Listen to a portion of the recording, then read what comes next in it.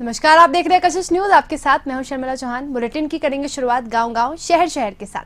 देश के नाम अपने संबोधन में प्रधानमंत्री नरेंद्र मोदी ने आज दो बड़ी घोषणा की है। पीएम मोदी ने कहा कि गरीबों को नवंबर तक मुफ्त अनाज मिलता रहेगा, साथ ही 1 जुलाई से अनलॉक 2 शुरू होगी।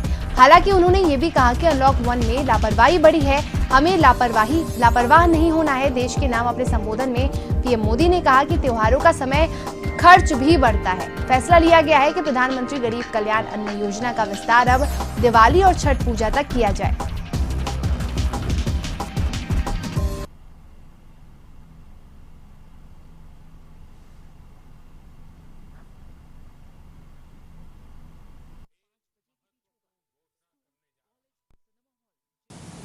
कि जब से देश में अनलॉक 1 हुआ है, व्यक्तिगत और सामाजिक व्यवहार में लापरवाही जरा बढ़ती ही चली जा रही है। पहले हम मास्क को लेकर, 2 गज की दूरी को लेकर 20 सेकंड तक दिन में कई बार हाथ धोने को लेकर बहुत सतर्क थे, लेकिन आज जब हमें ज्यादा सतर्कता की जरूरत है तो लापरवाही बढ़ना बहुत ही चिंता का कारण है। 80 करोड़ लोगों को मुफ्त अनाज देने वाली ये योजना अब जुलाई, अगस्त, सितंबर, अक्टूबर, नवंबर में भी लागू रहेगी। सरकार द्वारा इन 5 महीनों के लिए 80 करोड़ से ज्यादा गरीब भाई बहनों को हर महीने परिवार के हर सदस्य को 5 किलो गेहूं या 5 किलो चावल मुफ्त मुहैया कराया जाएगा और साथ ही प्रत्येक परिवार को हर महीने 1 किलो चना भी मुफ्त दिया जाएगा। अब पूरे भारत के लिए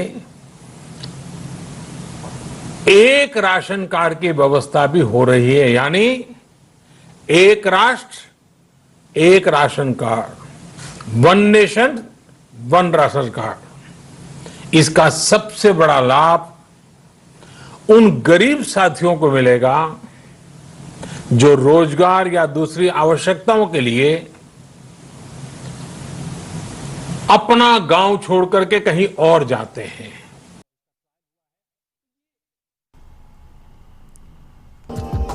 केंद्रीय गृह राज्य मंत्री नित्यानंद राय ने कहा कि प्रधानमंत्री नरेंद्र मोदी जी भारत के गरीबों के मसीहा हैं, जिनके दिल में गरीबों के लिए सम्मान और प्रेम भावना है। गरीब कल्याण योजना के तहत समाज के गरीब तबके के लिए 5 किलो अनाज, 1 किलो दाल की योजना को नवंबर तक बढ़ाने का स्वागत करते हुए नित्यानंद राय ने कहा कि नरेंद्र मोदी जी ने छठ महापर्व का उल्लेख करके बिहार और पूर्वांचल वासियों का मान बढ़ाया है।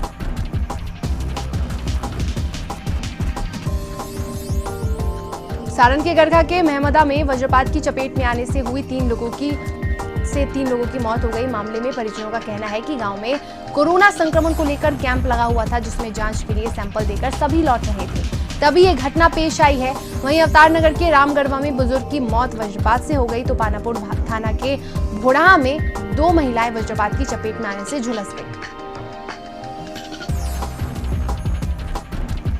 नवादा जिले में वज्रपात से 2 लोगों की मौत हो गई। वहीं अकबरपुर और मंगर बिघा में ठनका गिरा। मंगर बिघा निवासी योगेंद्र यादव की भी वज्रपात से मौत हो गई। अकबरपुर थाना क्षेत्र के गरंडी गांव में एक महिला की मौत हो गई। कटिहार जिले में बाढ़ ने दस्तक दे दी है। कदवा प्रखंड के लगभग 10 पंचायतों में बाढ़ का पानी प्रवेश कर चुका है। बाढ़ से प्रभावित लोग अपने सामानों और पशुओं को लेकर सुरक्षित स्थानों पर शरण ले रहे हैं। ये तस्वीर कदवा प्रखंड के भड़ी पंचायत के निकट बदुआबाड़ी पुल की है, जहां बाढ़ का पानी पुल के ऊपर से बहने लगा है, जिससे कई इलाकों का सड़क संपर्क जिला मुख्यालय से टूट गया है। जिले में महानंदा नदी कई जगहों पर खतरे के निशान से ऊपर बह रही है। वहीं राहत की खबर यह है कि गंगा, बरगंडी और कोसी नदी उफान पर होने के बावजूद ये नदियां अभी खतरे के निशान से नीचे बह रही हैं। किशनगंज के लोगों का आरोप है कि बलियाडांगी गांव सरकारी अधिकारियों के लिए दुधारू गाय की तरह है। एक तरफ महानंदा नदी की धार में तटबंध का निर्माण नहीं होने से गांव बर्बाद है, तो दूसरी ओर हर वर्ष गंगा में कटाव निरोधी कार्य के नाम पर अधिकारियों की चांदी कट रही है। बरसात आते ही महानंदा नदी के रौद्र रूप से इलाके में भारी तबाही होती है। ग्रामीण घर द्वार छोड़कर सड़कों में शरण ले लेते हैं, लेकिन सरकार और प्रशासन की तरफ से आज तक ग्रामीणों के हित में कोई ठोस कदम नहीं उठाया गया है। सीमेंट के बैग में राबिस यानी ईंटे का चूर्ण को भरकर कटाव रोकने के लिए डाला जा रहा है, जो तेज बहाव के सामने नहीं टिक पाएगा। पालीगंज में एक साथ 110 लोगों के संक्रमण की खबर आने के बाद प्रशासन के होश उड़ गए थे। प्रशासन ने 8 कंटेनमेंट जोन घोषित करते हुए इलाके को सील करने का दावा किया है, पर ग्राउंड रिपोर्ट कुछ और ही है। मोहल्ले को आधा अधूरा ही सील किया गया है। बांस बल्ली से मोहल्ले के रास्ते को सील कर दिया गया है, लेकिन वहां कोई दंडाधिकारी की तैनाती नहीं की गई है, न ही कोई पुलिसकर्मी या चौकीदार की तैनाती हुई है। आरजेडी के वरिष्ठ नेता रघुवंश प्रसाद सिंह कोरोना पॉजिटिव होने के बाद एम्स में भर्ती हुए थे। इलाज के बाद रिपोर्ट नेगेटिव आने के बाद आज एम्स से उन्हें डिस्चार्ज कर दिया गया। आपको बता दें कि रघुवंश प्रसाद 16 जून को कोरोना पॉजिटिव पाए गए थे। अब रघुवंश प्रसाद सिंह की कोरोना जांच नेगेटिव आने के बाद उन्हें घर भेजा गया।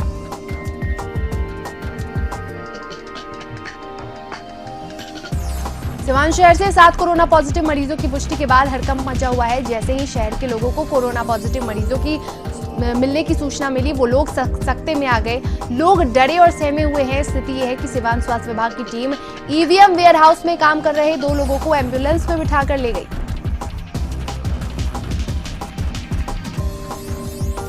मुख्यमंत्री हेमंत सोरेन ने हूल दिवस के अवसर पर संताल विद्रोह के नायकों को नमन किया। सिद्धो कान्हू समेत सभी शहीदों की तस्वीर पर माल्यार्पण कर उन्हें श्रद्धांजलि अर्पित की। मुख्यमंत्री ने कहा कि विद्रोह का नेतृत्व करने वाले सिद्धो कान्हू चांद, भैरव, फूलों और झानों के साथ साथ विद्रोह में शहादत देने वाले सभी वीरों का बलिदान सदैव झारखंड वासियों को प्रेरित करेगा।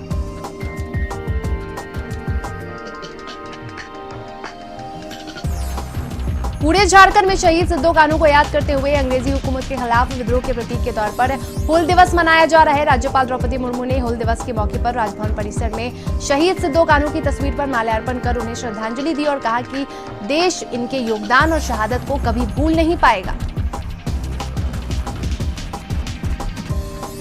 हूल दिवस के मौके पर वित्त मंत्री रामेश्वर उरांव, संसदीय कार्य मंत्री आलमगीर आलम, स्वास्थ्य मंत्री बन्ना गुप्ता, पूर्व सांसद सुबोध कंद सहाय मोरहाबादी स्थित सिद्धो कान्हू पार्क पहुंचकर सिद्धो कान्हू मुर्मू की प्रतिमा पर पुष्प चढ़ाकर श्रद्धा सुमन अर्पित की। हूल दिवस पर बीजेपी ने रांची में सिद्धो कान्हू की प्रतिमा के नीचे धरना दिया। शहीद सिद्धो कान्हू के वंशज की हत्या के मामले में सीबीआई जांच की मांग को लेकर बीजेपी कार्यकर्ताओं ने सिद्धो कान्हू पार्क परिसर में धरना दिया। धरने में बीजेपी विधायक दल के नेता बाबूलाल मरांडी, रांची के सांसद संजय सेठ, रांची विधायक सीपी सिंह, पूर्व विधायक राजकुमार पाहन, हटिया विधायक नवीन जायसवाल सहित सैकड़ों की संख्या में बीजेपी के कार्यकर्ता शामिल हुए। हूल दिवस के मौके पर धनबाद में बीजेपी कार्यकर्ताओं ने मौन धरना दिया। धनबाद विधायक राज सिन्हा, मेयर चंद्रशेखर अग्रवाल और रागिनी सिंह समेत कई नेता धरना में शामिल हुए।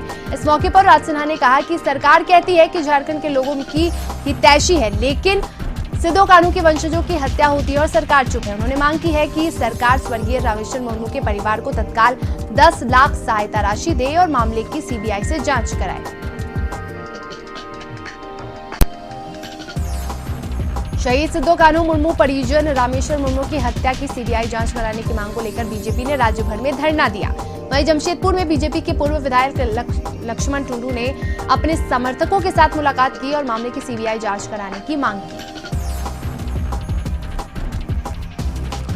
साहिबगंज में हूल दिवस के मौके पर लगने वाला मेला इस बार नहीं लगा है। सादगी के साथ हूल दिवस मनाई गई है। संताल की हूल क्रांति को आजादी की पहली लड़ाई माना जाता है।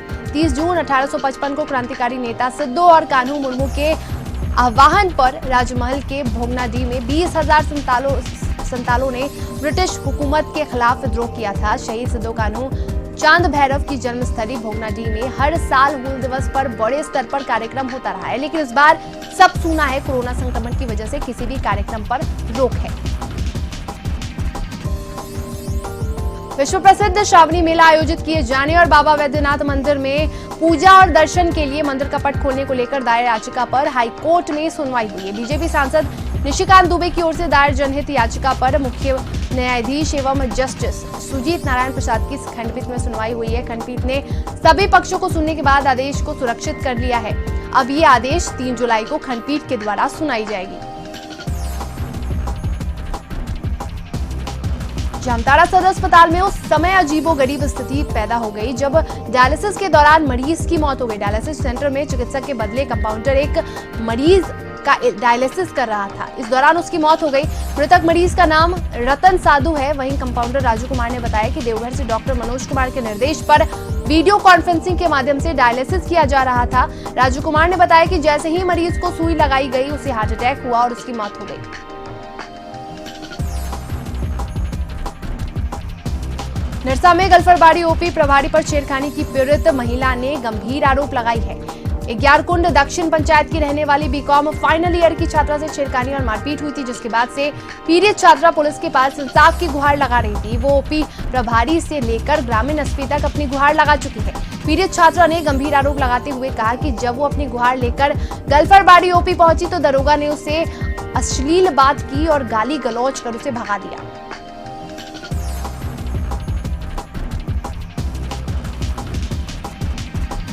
मोतिहारी में अगरवा में भाजयुमो जिला प्रमुख रही शर्मा ने सैनिटरी नैपकिन का वितरण करवाया।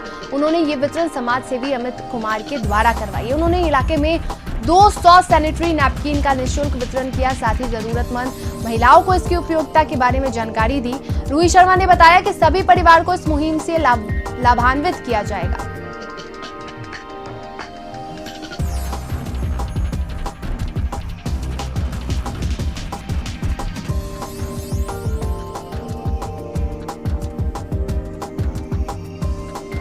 रोसड़ा और बेगूसराय में एक शिक्षक का पुण्यतिथि मनाया गया। विद्यार्थियों के प्रेरणा स्रोत रहे शिक्षक देवनंदन सिंह की पुण्यतिथि मनाई गई। पुण्यतिथि पर रोसड़ा और बेगूसराय में कार्यक्रम का आयोजन किया गया।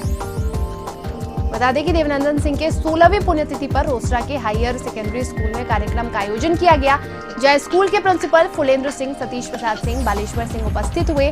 वहीं कार्यक्रम में आईपीएस बीके रवि मुख्य अतिथि के रूप में रहे। सभी ने देवनंदन सिंह को श्रद्धांजलि दी।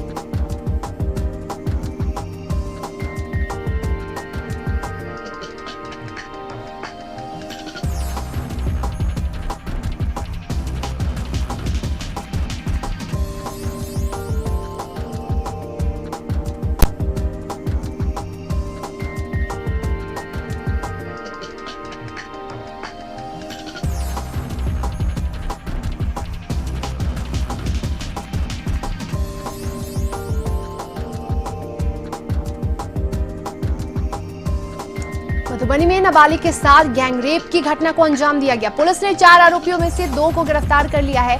घटना रहिका थाना क्षेत्र की है। गैंगरेप के बाद आरोपियों ने फोटो भी वायरल कर दिया है। लोगों ने 2 आरोपियों की पहचान कर पिटाई कर पुलिस के हवाले कर दिया है।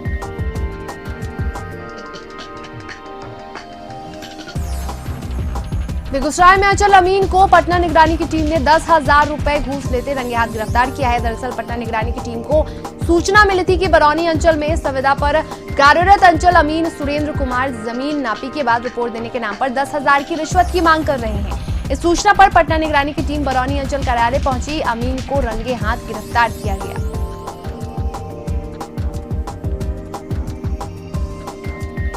बेगूसराय में एबीवीपी के कार्यकर्ताओं ने बिहार सरकार के खिलाफ मोर्चा खोल दिया है। बजेगा ढोल खुलेगा पोल कार्यक्रम के तहत जीडी कॉलेज में ढोल बजाकर प्रदर्शन किया और बिहार सरकार के खिलाफ नारेबाजी की। बिहार सरकार पर एसटीईटी सहित कई बहाली और परीक्षा में धांधली का आरोप लगाया।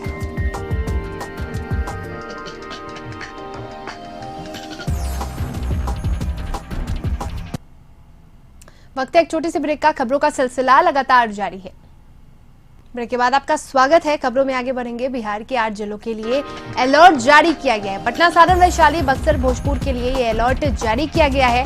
नवादा, नालंदा, जमुई में वज्रपात और बारिश का अलर्ट जारी किया गया है। बता दें कि पटना सहित कई जिलों में रुक रुक कर बारिश हुई। पटना में बीजेपी व्यवसायिक प्रकोष्ठ की कार्य समिति की बैठक हुई। बीजेपी प्रदेश कार्यालय में आयोजित बैठक की अध्यक्षता प्रदेश अध्यक्ष संजय जायसवाल ने की। इस दौरान प्रदेश अध्यक्ष संजय जायसवाल ने बताया कि 3 लाख करोड़ का पैकेज व्यवसायियों के लिए मोदी सरकार ने दिया है। संगठन का काम है कि ज्यादा से ज्यादा व्यवसायियों तक इन बातों को पहुंचाना ताकि वो पैकेज से फायदा उठा सके। बिहार के सबसे बड़े दवा मंडी यानी पटना के गोविंद मित्रा रोड को पहले दिन बंद करने का फैसला लिया गया, लेकिन अब पटना ड्रग एसोसिएशन ने एक ही दिन मार्केट बंद करने की बात कही है। एसोसिएशन के लोगों ने कहा कि सैनिटाइजेशन किया जा रहा है। एसोसिएशन के प्रशासनिक सचिव अनिल कुमार ने कहा कि सैनिटाइजेशन का काम एसोसिएशन के द्वारा खुद से कराया जा रहा है और इमरजेंसी दवाओं को लेने आने वाले लोगों के लिए दुकान से दवाई देने की व्यवस्था की गई है ताकि किसी को तकलीफ न हो। पटना के दीघा में अपराधियों ने ताबड़तोड़ फायरिंग की, जिसमें एक शख्स के पैर में गोली लग गई। बताया जा रहा है कि किसी बात को लेकर विवाद हुआ, जिसके बाद बाइक पर कुछ लोग आए और फायरिंग कर दी। गया डोभी राष्ट्रीय उच्च पथ संख्या 83 को पटना हाईकोर्ट ने 15 जुलाई तक मरम्मती कार्य पूरा कर वाहन चलाने योग्य करने का निर्देश दिया है। बता दें कि गौरव कुमार सिंह और अन्य की जनहित याचिकाओं पर चीफ जस्टिस संजय करोल की खंडपीठ ने सुनवाई की। पिछली सुनवाई में हाईकोर्ट ने पटना, जहानाबाद और गया के डीएम और एनएचआरआई के रीजनल ऑफिसर को उक्त सड़क का निरीक्षण कर रिपोर्ट प्रस्तुत करने का निर्देश दिया था। चाइना के 59 एप्लीकेशन पर बैन के फैसले का पटना में लोजपा कार्यकर्ताओं ने स्वागत करते हुए जश्न मनाया। प्रधानमंत्री नरेंद्र मोदी के पोस्टर पर लोजपा कार्यकर्ताओं ने फूलों की वर्षा कर कहा कि चाइना पर केंद्र ने सर्जिकल स्ट्राइक किया है। बिहार विधान परिषद में बुधवार को शपथ ग्रहण कार्यक्रम होगा। नवनिर्वाचित सदस्यों का शपथ दिलाई जाएगी। 12:30 बजे कार्यकारी सभापति शपथ दिलाएंगे। बता दें कि कुमुद वर्मा, गुलाम गौस, मोहम्मद फारूक शेख, भीष्म सहनी, रामबली सिंह, संजय प्रकाश, समीर कुमार सिंह, सम्राट चौधरी और सुनील कुमार सिंह शपथ लेंगे। बिहार विधानसभा चुनाव के निर्देश पर आरजेडी प्रवक्ता मृत्युंजय तिवारी ने प्रतिक्रिया दी है, जिसमें उन्होंने कहा कि आयोग को नाम के साथ बताना चाहिए कि किस पार्टी में कौन कौन से नेता दागी हैं। उन्होंने कहा कि ऐसा इसलिए क्योंकि राजनीति में भी बहुत सारे ऐसे आरोप लगाए जाते हैं जो बेबुनियाद होते हैं और साजिश के तहत लगाए जाते हैं। आरजेडी भी नहीं चाहती कि राजनीति में दागी चेहरे आए। इस मांग को लेकर उन्हें ज्ञापन देंगे। बिहार एनसीपी के महामंत्री के शर्मा ने आज मीडिया से बातचीत करते हुए कहा कि हम बिहार में पिछले कई दिनों से विधानसभा चुनाव को लेकर समीक्षा कर रहे हैं और इस बार 150 सीट पर चुनाव लड़ने का निर्णय लिया है। जो भी यूपीए के समर्थन वाले दल हैं वो मेरे साथ आना चाहते हैं तो गठबंधन किया जाएगा। पटना में कांग्रेस की तरफ से पोस्टर लगाया गया है, जिसमें केंद्र की बीजेपी सरकार पर सियासी हमला बोला गया है। नेपाल से भारत के संबंध खराब होने को लेकर सीता माता पोस्टर के माध्यम से कह रही हैं कि मेरी जन्मभूमि से रिश्ता खराब कर दिया। वहीं श्री राम को यह कहते हुए दिखाया गया है कि राम मंदिर बनाने में बीजेपी वालों ने राजनीति करने को लेकर काफी देरी की। पोस्टर में भारत माता रोती हुई दिखाई दे रही हैं और देश के सपूतों को कह रही हैं कि जागो और मेरी रक्षा करो। चीन मेरे अंग को खंडित कर रहा है। इसके अलावा पोस्टर में हनुमान जी को भी दिखाया गया है, जो बीजेपी के लंका को जलाने की आज्ञा का इंतजार कर रहे हैं। पटना में अभिनेता शेखर सुमन राबड़ी देवी से मिलने राबड़ी आवास 10 सर्कुलर रोड पहुंचे। खास बात यह रही कि बीजेपी का झंडा लगाकर गाड़ी से मिलने पहुंचे। इस दौरान उन्होंने तेजस्वी यादव से मुलाकात कर कई मुद्दों पर चर्चा की। कोरोना काल में बिहार में निवेशकों को लुभाने के लिए बिहार सरकार ने नई उद्योग नीति लाकर उद्योगपतियों को बड़ा संदेश देने की कोशिश की है। इस नीति के आने के बाद इसका असर भी दिखने लगा है। दिल्ली से चलने वाली देशों की जानी मानी सिरेमिक कंपनी के मालिक रामेश्वर महतो ने तय कर लिया है कि अब वो अपने दिल्ली वाले उद्योग को बिहार शिफ्ट करेंगे। इसके लिए काम भी शुरू कर दिया है। उन्होंने बताया कि बिहार सरकार की नई उद्योग नीति से प्रभावित हुए हैं और तय किया है कि अब अपनी फैक्ट्री बिहार में ही लगाएंगे। साथ ही उन्होंने ये भी तय कर लिया है कि बिहार के लोगों को बड़े पैमाने पर रोजगार के अवसर देंगे। भारत चीन विवाद के बीच भारत सरकार ने टिकटॉक समेत 59 ऐप पर बैन लगा दिया है। बता दें कि इन ऐप्स में हेलो, लाइक जैसे कई पॉपुलर ऐप्स शामिल हैं। मालूम हो कि पिछले दिनों गलवान घाटी में हिंसक झड़प के बाद से देश भर में इन ऐप्स पर बैन लगाने की मांग उठ रही थी। साथ ही इंटेलिजेंस एजेंसियों ने भी इन ऐप्स के जरिए हो रही डेटा चोरी के बारे में बताया था। एजेंसियों ने ऐसे 52 नाम सरकार को भेजे थे जिनके जरिए उन्हें जासूसी का शक था। भारत सरकार ने जिन ऐप्स पर रोक लगाई है उनमें से कई TikTok, SHAREit, UC browser, UC news, hello और लाइक जैसे कई पॉपुलर ऐप्स शामिल हैं। केंद्र के फैसले पर झारखंड के सीएम हेमंत सोरेन ने कहा कि सरकार के फैसले लेने में बहुत देर की है, पहले ही फैसला ले लेना चाहिए था। अररिया के 2 अलग-अलग क्षेत्रों में नदी के तेज धार में डूबने से 2 युवकों की मौत हो गई। दोनों युवकों के शव की तलाश की जा रही है। पहला मामला नगर थाना क्षेत्र के खरैया बस्ती अररिया बांसवाड़ी मुख्य सड़क का है, जहां बाइक साफ करने के दौरान सद्दाम नामक युवक का पैर स्लिप कर गया और युवक बाइक के साथ परमान नदी की धारा में बह गया। दूसरा मामला बैरगाछी थाना क्षेत्र के भंगिया डायवर्जन के पास का है, जहां जुल्फकार नाम के युवक दोस्तों के साथ स्नान करने के दौरान बकरा नदी के तेज धार में बह गया। बघमारा के बीसीसीएल ब्लॉक क्षेत्र के बेनी रिसाइडिंग में कार्यरत 133 सिल पीकर मजदूरों का हड़ताल चौथे दिन भी जारी है। हाई पावर कमेटी द्वारा निर्धारित वेतन भुगतान की मांग को लेकर के सिंह लिंक साइडिंग परिसर में सभी कर्मी भूख हड़ताल पर बैठे हैं।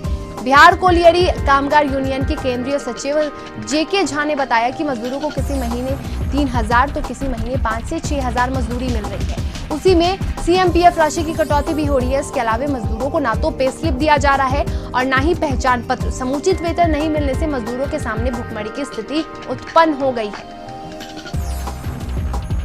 बेगूसराय में 2 युवकों की मौत का खुलासा हुआ। पोस्टमार्टम रिपोर्ट में गोली मारकर हत्या करने का खुलासा हुआ है। दरअसल मुफस्सिल थाना क्षेत्र के जुनैदपुर गांव में सोमवार की रात 2 युवक का शव मिला था, जिसके बाद पुलिस ने हादसा बताया तो परिजनों ने गोली मारकर हत्या करने की बात के सड़क को जाम कर हंगामा किया था। पोस्टमार्टम में दोनों युवक की एक-एक गोली मार हत्या करने की बात सामने आई है। बेगूसराय में डबल मर्डर और पुलिस की कार्यशैली पर एसपी ने सफाई दी है। एसपी अवकाश कुमार ने कहा कि पोस्टमार्टम में दोनों की गोली मारकर हत्या की बात सामने आई है। परिजनों के बयान के आधार पर 3 लोगों को हिरासत में लेकर पूछताछ की जा रही है। साथ ही जल्द ही मामले पर खुलासा भी किया जाएगा। बोकारो के चास थाना क्षेत्र के तेलीडी महतो कॉलोनी में सीआरपीएफ से वीआर लेकर रिटायर हुए जवान भरत सिंह ने अपनी सास के घर जाकर अपनी लाइसेंसी पिस्टल से फायरिंग कर दी। इसके बाद इलाके में दहशत फैल गया। इस फायरिंग की सूचना उसकी सास ने 100 नंबर डायल कर पुलिस को दी। पुलिस मौके पर पहुंचकर जवान को हिरासत में लेकर थाने ले आई। जवान की माने तो उसने हवाई फायरिंग की थी। पुलिस को सूचना देने वाली सास ने कहा कि वो इसकी सूचना गलती से पुलिस को दे दी, इसमें मेरे दामाद का कोई दोष नहीं है। औरंगाबाद से कांग्रेस विधायक आनंद शंकर की कोरोना जांच रिपोर्ट पॉजिटिव आई है। इसके बाद उन्होंने खुद को औरंगाबाद में होम क्वारंटाइन कर लिया है। वहीं कांग्रेस प्रदेश अध्यक्ष ने भी मामले की पुष्टि की है। वहीं कांग्रेस विधायक को कोरोना संक्रमण की पुष्टि होने के बाद कांग्रेसी पार्टी में हलचल मच गई, क्योंकि रिपोर्ट आने से सप्ताह भर पहले कांग्रेस सीएलपी लीडर की बैठक कांग्रेस विधायक दल नेता सदानंद सिंह के आवास पर एमएलसी के नाम के प्रस्ताव को लेकर आयोजित की गई थी, जिसमें कोरोना संक्रमित विधायक मौजूद थे। प्रदेश अध्यक्ष समेत पार्टी के कई वरिष्ठ नेता, कई विधायक इस बैठक में मौजूद थे। रिपोर्ट आने के बाद कांग्रेस के नेताओं की चिंता बढ़ गई है।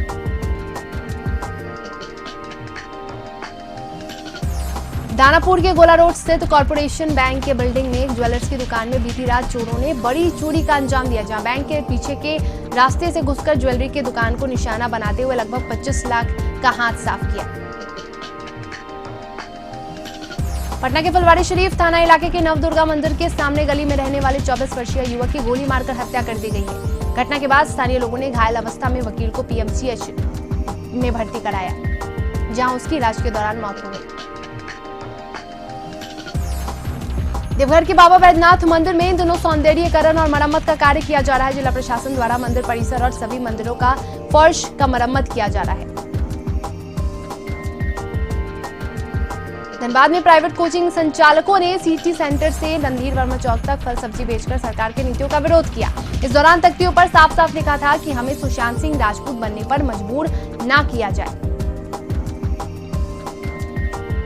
गोपालगंज में मीरगंज नगर के गायत्री मंदिर के पास पोखर की सफाई और बन रहे नाले का जिलाधिकारी ने निरीक्षण किया। साथ ही उन्होंने मीरगंज शहर में बन रहे सड़कों का भी निरीक्षण किया और काम में हो रही देरी पर सड़क के निर्माण में लगे अभियंता को जल्द से जल्द काम को पूरा करने का निर्देश दिया। जामताड़ा सदर अस्पताल के SRL लैब का लाखों रुपए खर्च का जांच मशीन बारिश के पानी की वजह से खराब हो गया। लैब टेक्नीशियन ने बताया कि लैब के छत और दीवार से पानी का रिसाव होता है और इसके चलते कई मशीनों में पानी घुस गया। मशीन खराब हो गई। मशीन खराब होने से शुगर, हृदय रोग सहित अन्य प्रकार की बीमारी की जांच नहीं हो पा रही है। खगड़िया के चित्रगुप्त नगर थाना पुलिस पर 14,60,000 कैश गबन करने का आरोप लगा है। व्यवसायी के 14 लाख कैश गायब करने के आरोप में थानेदार और 2 टाइगर मोबाइल निलंबित कर दिया गया है। दिल्ली से लोहरदगा पहुंचा सिक्योरिटी गार्ड कोरोना पॉजिटिव निकला। दिल्ली के किसी निजी अस्पताल में 16 जून को हुई कोरोना जांच में पॉजिटिव रिपोर्ट आने के बाद दिल्ली से भागकर वो 18 जून को लोहरदगा पहुंचा था। पटना के बेउर के कृष्ण विहार के लोगों ने जल जमाव की समस्या को लेकर हंगामा किया। पानी में घुसकर जल जमाव का विरोध करते हुए सरकार और नगर निगम के साथ L&T कंपनी के खिलाफ नारेबाजी की। झारखंड में के उत्तरी और दक्षिणी हिस्सों में 4 जुलाई तक बारिश के साथ वज्रपात होने की चेतावनी मौसम विभाग के रांची केंद्र ने दी है। मौसम विभाग के अनुसार बंगाल की खाड़ी से आ रही नम हवा की वजह से पूरे प्रदेश में बारिश होती रहेगी। सुपौल में उत्पाद विभाग की टीम को बड़ी कामयाबी मिली है, जिसमें एक ही दिन में लगातार छापेमारी में उत्पाद विभाग ने 2 जगहों से करीब 1,571 बोतल विदेशी शराब सहित सुमो गोल्ड गाड़ी बरामद किया है। और इसी के साथ बुलेटिन में फिलहाल इतना ही। मुझे दीजिए इजाजत और आप देखते रहिए कशिश न्यूज।